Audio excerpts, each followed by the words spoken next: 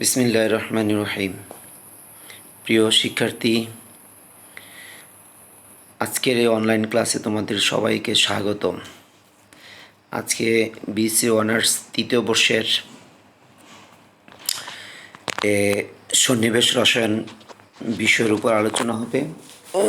আশা করি তোমরা খুব মনোযোগ সহকারে এই ক্লাসটা উপভোগ করবে। আমরা সন্নিবেশ রসায়ন সম্পর্কে আলোচনা করব। প্রথমেই আমি মোহাম্মদ আব্দুল সাত্তার, বিভাগীয় প্রধান, রসায়ন বিভাগ, চান্দিনা রেদওয়ান আহমেদ কলেজ। আজকের আলোচনার বিষয়বস্তু হলো introduction to transition elements. Transition elements বলতে আমরা অবস্থান্তর মৌল বুঝি, আর অবস্থান্তর মৌলের মূলত পরিচিতি নিয়ে আজকে আমাদের ক্লাসটা হবে। আমরা আগে চিনতে হবে কোন মৌলগুলো, পর্যায়সারণীর কোন মৌলগুলোকে অবস্থান্তর মৌল বলা হয়। তো যাই হোক, আমরা আলোচনার বিষয়বস্তু হলো introduction to transition elements. Definition of transition metals. আমরা ট্রানজিশন বা অবস্থান্তর মৌলের সংজ্ঞাটাকে আমরা কীভাবে সংজ্ঞায়িত করব।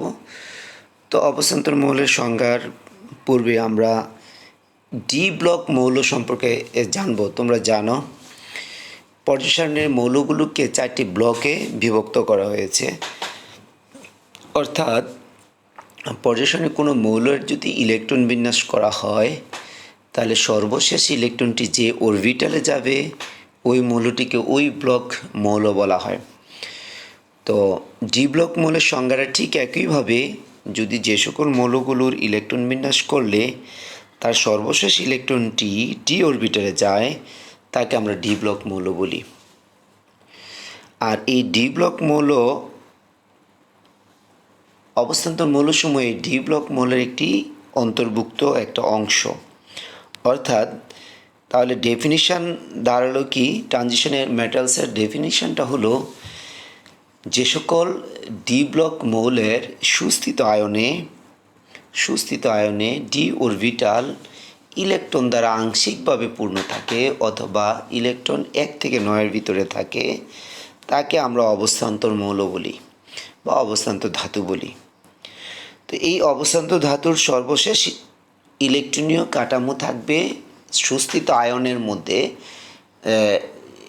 ডি অরবিটালে ইলেকট্রন সংখ্যা থাকবে 1 থেকে 9-এর ভিতরে, তাহলে ওই মৌলগুলোকে আমরা অবস্থান্তর মৌল বলবো। আমি আবার বলি, ডেফিনিশন অফ ট্রানজিশন মেটালস: পারমাণবিক বা সাধারণ জারণ অবস্থায় আংশিকভাবে পূর্ণ ডি অরবিটাল যুক্ত ধাতব মৌলসমূহকে অবস্থান্তর ধাতু বলা হয়। তাহলে আমরা ডি ব্লক মৌল এবং অবস্থান্তর মৌল সেই জিনিসটা আমরা বুঝলাম। ডি ব্লক মৌল কাকে বলে, আর সবগুলো অবস্থান্তর মৌলই হলো ডি ব্লক মৌল। কিন্তু সবগুলো ডি ব্লক মৌল কখনোই অবস্থান্তর মৌল হতে পারে না। অবস্থান্তর মৌল হতে হলে তার একটা নির্দিষ্ট ডেফিনিশনের মধ্যে থাকতে হয়। সেটা হলো, যদি ওই মৌলটাকে আমরা অবস্থান্তর মৌল বলবো যে মৌলটা ডি ব্লক এবং তার সুস্থিত আয়নে ডি অরবিটালে ইলেকট্রন সংখ্যা 1 থেকে 9-এর ভিতরে থাকবে। তাহলে আমরা অবস্থান্তর মৌল সংজ্ঞা সম্পর্কে জানলাম। এবার অবস্থান্তর মৌলের শ্রেণীবিভাগ। আসলে অবস্থান্তর মৌলের শ্রেণীবিভাগটা কয়েকটা ভাগে 4টা ভাগে বিভক্ত।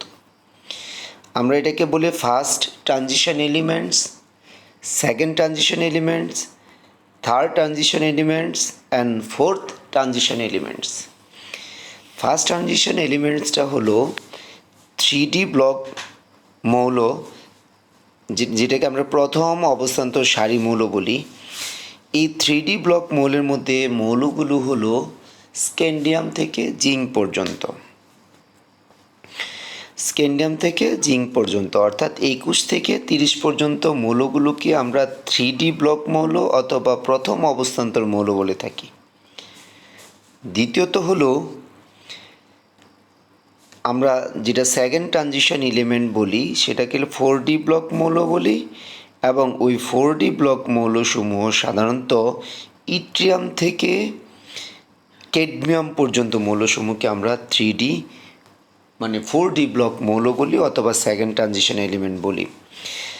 আবার আমরা যখন থার্ড ট্রানজিশন এলিমেন্ট বলবো সেটা হলো তোমার আমরা ল্যান্থেনাম হফনিয়াম থেকে মার্কারি পর্যন্ত এটাকে আমরা বলবো থার্ড ট্রানজিশন এলিমেন্ট অথবা 5D ব্লক মৌলসমূহ। এভাবে অবস্থান্তর মৌলসমূহকে কতগুলো ভাগে বিভক্ত করা হয়।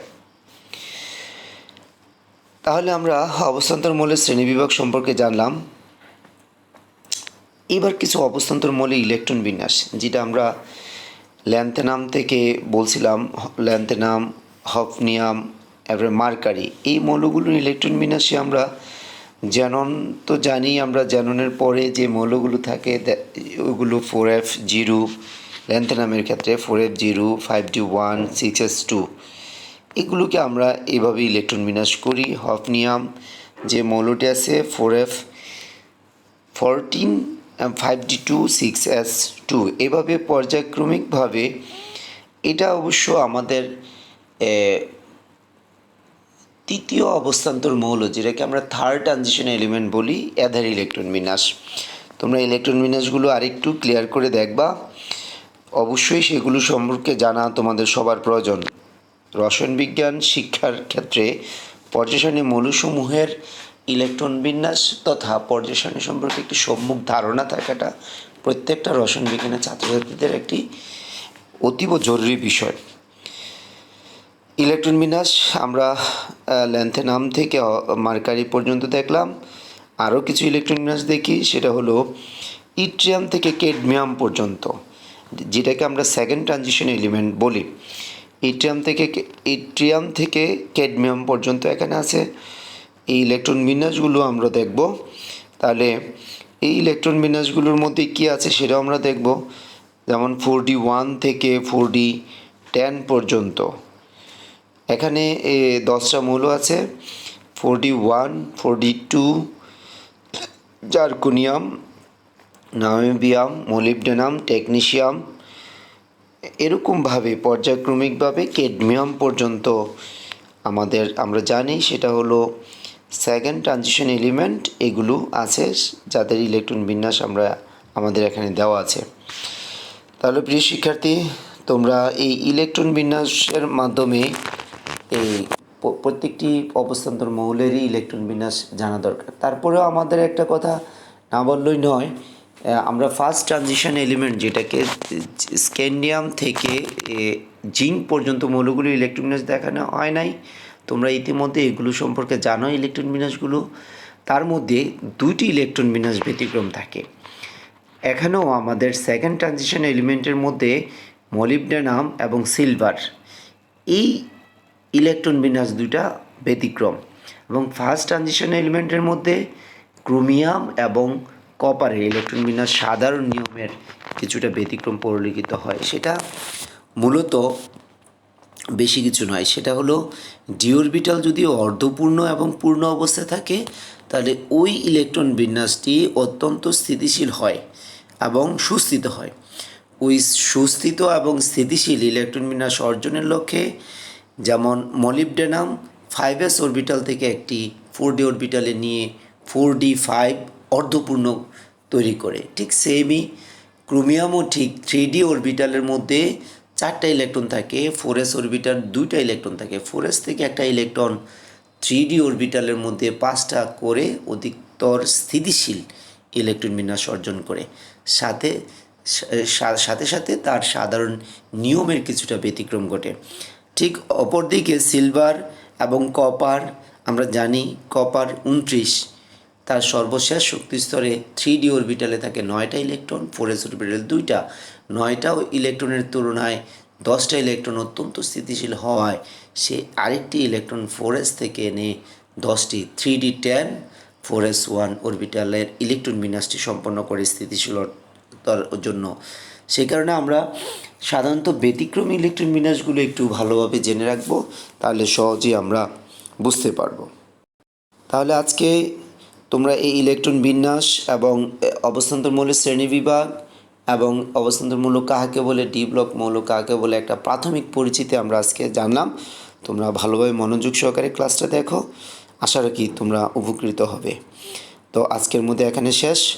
ভালো থেকো। আল্লাহ হাফেজ।